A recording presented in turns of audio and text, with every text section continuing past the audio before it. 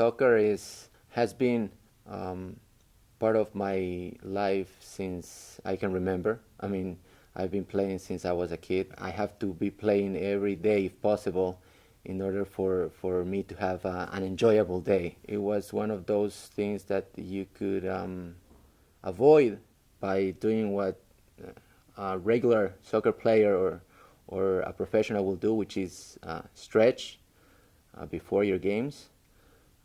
And I didn't. The very first touch of the ball that I had the chance, I tried to take a shot on goal, and as I took the shot with my left leg, I landed on the same leg. It was just like a pop that I heard when I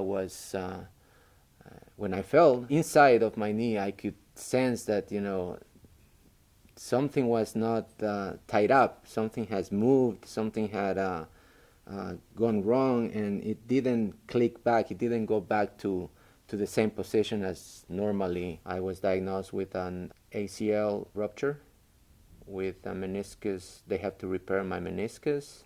My ligament has been torn. They took a tendon out of my quad, and through arthroscopy procedure, they inserted it back on the back of my knee, and they tied a knot. I guess that's one way of explaining it, and that's my new ACL.